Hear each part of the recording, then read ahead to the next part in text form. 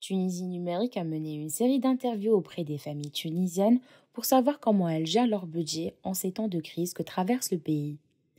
Ces Tunisiens proviennent de différentes classes sociales, sont d'âges différents et habitent dans des quartiers aussi huppés que populaires. Ils ont accepté volontairement de répondre de manière spontanée et anonyme aux questions de Tunisie numérique. Les récits ont été retranscrits tels quels. Le mari, Félix, 39 ans, fonctionnaire dans une société nationale d'énergie. La femme, Cheidia, 33 ans, enseignante du primaire. Félix et Cheidia sont mariés depuis 7 ans. Ils ont une fille, Mira, âgée de 7 ans. La famille habite dans une maison dans un des quartiers de Béja Sud.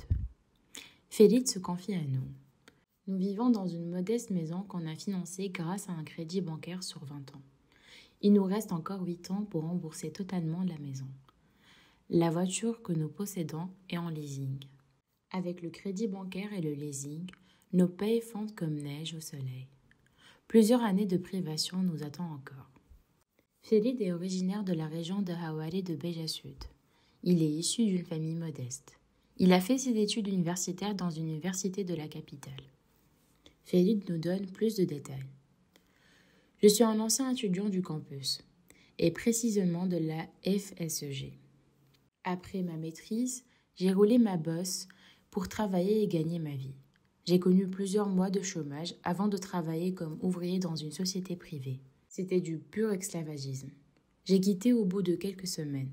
C'était inhumain et insupportable. J'ai travaillé comme chauffeur de taxi et j'ai fini par être recruté dans une société nationale suite à un concours national. La chance m'a finalement souri. Un quotidien difficile, mais je reste en Tunisie.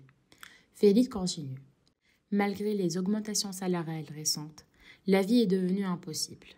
Avec 2 salaires, on ne s'en sort pas. Travailler dans la fonction publique vous condamne à vivre juste.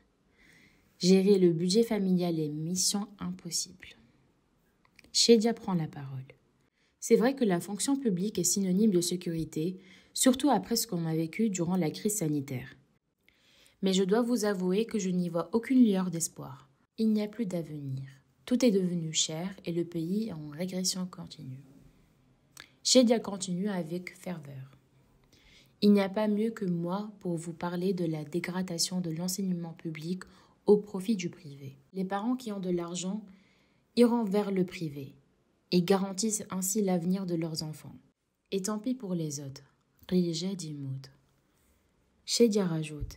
Il ne faut pas oublier la délinquance et la criminalité croissante autour des écoles, collèges et lycées. Nos enfants sont voués à eux-mêmes. Leur sécurité et leur avenir est en jeu. Cheidia nous lance. Malgré ce tableau peu reluisant, je veux continuer à vivre en Tunisie. Je ne pense pas à immigrer. Je n'abandonnerai jamais ma patrie. Le budget familial. Les revenus. Le salaire de Farid est de 1600 dinars par mois. Le salaire de Cheidia, 1400 par mois. Le couple se partage les dépenses du foyer. Pour les dépenses, les frais d'électricité sont à 20 dinars par mois, vu que Félix bénéficie de la gratuité en tant qu'employé de la société. Frais de sonnette, 120 dinars par mois. Frais d'internet, 47 dinars par mois. Frais de carburant, 160 dinars par mois. Produits alimentaires et d'entretien, 600 dinars par mois. Paiement crédit bancaire habitation, 400 dinars par mois. Argent de poche de Félix, 100 dinars par mois. L'argent de poche de Cheidia est de 60 dinars par mois. Les frais de médication de Cheidia, 300 dinars par mois, malgré sa prise en charge pour maladie longue durée. À l'occasion de l'Eid el-Fitr, la famille achète des vêtements neufs dans les magasins de prêt-à-porter, à l'avance durant la période des soldes saisonniers. Le reste de l'année, la famille s'habille de la fripe. Le budget vestimentaire annuel est de 1600 dinars. La famille consacre un budget de l'Eid el-Kébir de 800 dinars. La famille part en vacances 3 jours en hiver et 7 jours en été. Généralement, la destination préférée est Sousse.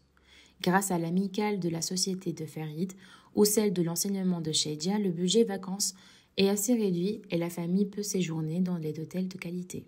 Les 2 parents bénéficient d'une couverture sociale et ils sont les 2 bancarisés.